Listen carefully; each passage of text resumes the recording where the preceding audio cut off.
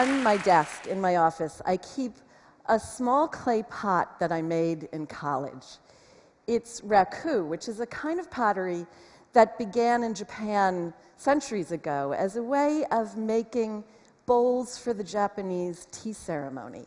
This one is more than 400 years old. Each one was pinched or carved out of a ball of clay, and it was the imperfections that people cherished.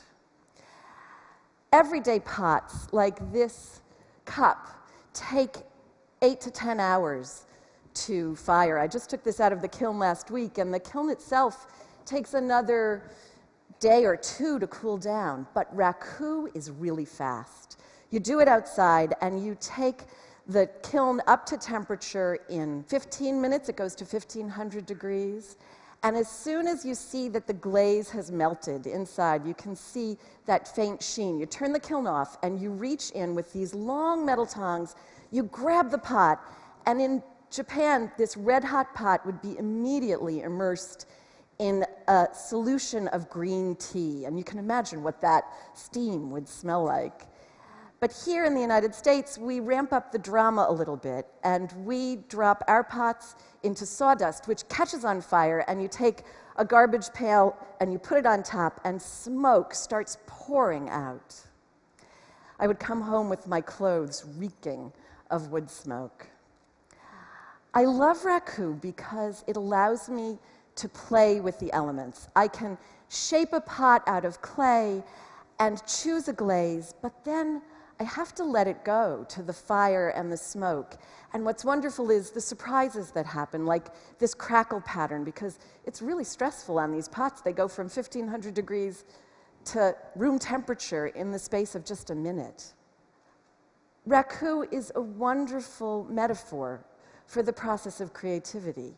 I find in so many things that tension between what I can control and what I have to let go happens all the time, whether I'm creating a new radio show or just at home negotiating with my teenage sons. When I sat down to write a book about creativity, I realized that the steps were reversed. I had to let go at the very beginning, and I had to immerse myself in the stories of hundreds of artists and writers and musicians and filmmakers. And as I listened to these stories, I realized that creativity grows out of everyday experiences more often than you might think, including letting go. It was supposed to break, but that's okay. That's part of the letting go, is sometimes it happens and sometimes it doesn't. Because creativity also grows from the broken places. The best way to learn about anything is through stories. And so I want to tell you a story about work and play and about 4 aspects of life that we need to embrace in order for our own creativity to flourish. The first embrace is something that we think, oh, this is very easy, but it's actually getting harder, and that's paying attention to the world around us. So many artists speak about needing to be open, to embrace experience. And that's hard to do when you have a lighted rectangle in your pocket that takes all of your focus. The filmmaker Meera Nair speaks about growing up in a small town in India. Its name is Bhubaneswar, and here's a picture of one of the temples in her town. In this little town, there were like 2,000 temples. We played cricket all the time. We kind of grew up in the rubble. The major thing that inspired me, that led me on this path, that made me a filmmaker eventually, was traveling folk theater that would come through the town. And I would go off and see this great battles of good and evil by 2 people in a school field with no props, but with a lot of passion and hashish as well. And it was amazing. The folk tales of Mahabharata and Ramayana, the 2 holy books, the epics that everything comes out of in India, they say. After seeing that jatra, the folk theater, I knew I wanted to get on, and perform. Isn't that a wonderful story? You can see the sort of break in the everyday. There they are on the school field, but it's good and evil and passion and hashish. And Mira Nair was a young girl with thousands of other people watching this performance, but she was ready. She was ready to open up to what it sparked in her. And it led her, as she said, down this path to become an award-winning filmmaker. So being open for that experience that might change you is the first thing we need to embrace. Artists also speak about how some of their most powerful work comes out of the parts of life that are most difficult. The novelist Richard Ford speaks about a childhood challenge that continues to be something he wrestles with today. He's severely dyslexic. I was slow to learn to read, went all the way through school not really reading more than the minimum, and still to this day can't read silently much faster than I can read aloud. But there were a lot of benefits to being dyslexic for me, because when I finally did reconcile myself to how slow I was going to have to do it, then I think I came very slowly into an appreciation of all those qualities of language and of sentences that are not just the cognitive aspects of language, the syncopations, the sounds of words, what words look like, where paragraphs break, where lines break. But I wasn't so badly dyslexic that I was disabled from reading. I just had to do it really slowly. And as I did, lingering on those sentences as I had to linger, I fell heir to language's other qualities, which I think has helped me write sentences. It's so powerful. Richard Ford, who's won the Pulitzer Prize, says that dyslexia helped him write sentences. He had to embrace this challenge, and I use that word intentionally. He didn't have to overcome dyslexia. He had to learn from it. He had to learn to hear the music in language. Artists also speak about how pushing up against the limits of what they can do, sometimes pushing into what they can't do, helps them focus on finding their own voice. The sculptor Richard Serra talks about how, as a young artist, he thought he was a painter. And he lived in Florence after graduate school. While he was there, he traveled to Madrid, where he went to the Prado to see this picture by the Spanish painter Diego Velázquez. It's from 1656, and it's called Las Meninas. And it's the picture of a little princess and her ladies-in-waiting. And if you look over that little blonde princess's shoulder, you'll see a mirror, and reflected in it are her parents, the king and queen of Spain, who would be standing where you might stand to look at the picture. As he often did, Velázquez put himself in this painting, too. He's standing on the left with his paintbrush in one hand and his palette in the other. I was standing there looking at it, and I realized that Velázquez was looking at me. And I thought, oh, I'm the subject of the painting. And I thought, I'm not going to be able to do that painting. I was to the point where I was using a stopwatch and painting squares out of randomness, and I wasn't getting anywhere. So I went back and dumped all my paintings in the Arno and thought, I'm going to just start playing around. Richard Serra says that so nonchalantly you might have missed it. He went and saw this painting by a guy who'd been dead for 300 years and realized, I can't do that. And so Richard Serra went back to his studio in Florence, picked up all of his work up to that point, and threw it in a river. Richard Serra let go of painting at that moment, but he didn't let go of art. He moved to New York City, and he put together a list of verbs: to roll, to crease, to fold, more than 100 of them.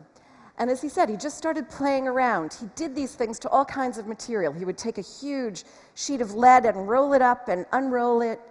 He would do the same thing to rubber. And when he got to the direction to lift, he created this, which is in the Museum of Modern Art. Richard Serra had to let go of painting in order to embark on this playful exploration that led him to the work that he's known for today. Huge curves of steel that require our time and motion to experience. In sculpture, Richard Serra is able to do what he couldn't do in painting. He makes us the subject of his art. So experience and challenge and limitations are all things we need to embrace for creativity to flourish. There's a fourth embrace, and it's the hardest. It's the embrace of loss, the oldest and most constant of human experiences. In order to create, we have to stand in that space between what we see in the world and what we hope for, looking squarely at rejection, at heartbreak, at war, at death. That's a tough space to stand in. The educator Parker Palmer calls it the tragic gap. Tragic not because it's sad, but because it's inevitable.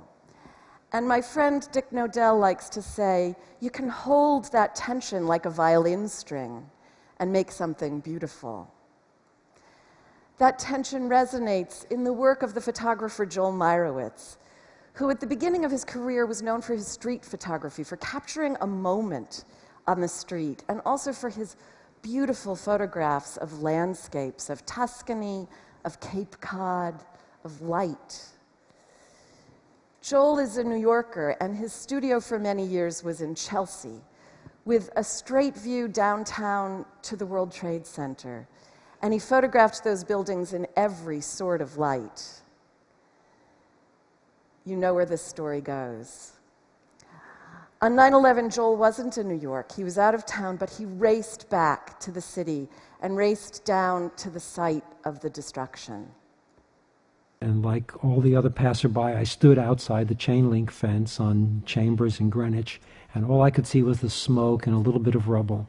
And I raised my camera to take a peek just to see if there was something to see. And some cop, a lady cop, hit me on my shoulder and said, "Hey, no pictures." And it was such a blow that it woke me up in the way that it was meant to be, I guess. And when I asked her why no pictures, she said, "It's a crime scene, no photographs allowed." And I asked her what would happen if I was a member of the press. And she told me, "Oh, look back there." And back a block was the press corps tied up in a little penned-in area. And I said, "Well, when do they go in?" And she said, "Probably never." And as I walked away from that, I had this crystallization, probably from the blow, because it was an insult in a way. I thought, oh, if there's no pictures, then there'll be no record. We need a record. And I thought, I'm going to make that record. I'll find a way to get in because I don't want to see this history disappear. He did. He pulled in every favor he could and got a pass into the World Trade Center site, where he photographed for 9 months, almost every day. Looking at these photographs today brings back the smell of smoke that lingered on my clothes when I went home to my family at night. My office was just a few blocks away. But some of these photographs are beautiful. And we wondered, was it difficult for Joel Meyerowitz to make such beauty out of such devastation? Well, you know, ugly, I mean, powerful and tragic and horrific and everything, but it was also, as in nature, an enormous event that was transformed after the fact into this residue. And like many other ruins, you go to the ruins of the Colosseum or the ruins of a cathedral someplace, and they take on a new meaning when you watch the weather. I mean, there were afternoons I was down there, and the light goes pink, and there's a mist in the air, and you're standing in the rubble, and I found myself recognizing both the inherent beauty of nature and the fact that nature as time is erasing this wound. Time is unstoppable, and it transforms the event. It gets further and further away from the day, and light and seasons temper it in some way. And it's not that I'm a romantic. I mean, I'm really a realist. The reality is, there's the Woolworth building in a veil of smoke from the site, but it's now like a scrim across a theater, and it's turning pink. and down below there are hoses spraying, and the lights have come on for the evening, and the water is turning acid green because the sodium lamps are on. And I'm thinking, my God, who could dream this up? But the fact is, I'm there, it looks like that, you have to take a picture. You have to take a picture. That sense of urgency, of the need to get to work, is so powerful in Joel's story. When I saw Joel Meyerowitz recently, I told him how much I admired his passionate obstinacy, his determination to push through all the bureaucratic red tape to get to work. And he laughed and he said, I'm stubborn, but I think what's more important is my passionate optimism. The first time I told these stories, a man in the audience raised his hand and said, all these artists talk about their work, not their art. Which has got me thinking about my work and where the creativity is there, and I'm not an artist. He's right. We all wrestle with experience and challenge, limits and loss. Creativity is essential to all of us, whether we're scientists or teachers, parents or entrepreneurs. I want to leave you with another image of a Japanese tea bowl. This one is at the Freer Gallery in Washington, D.C. It's more than 100 years old, and you can still see the finger marks where the potter pinched it. But as you can also see, this one did break at some point in its 100 years. But the person who put it back together, instead of hiding the cracks, decided to emphasize them, using gold lacquer to repair it. This bowl is more beautiful now, having been broken, than it was when it was first made. And we can look at those cracks because they tell the story that we all live, of the cycle of creation and destruction, of control and letting go, of picking up the pieces and making something new. Thank you.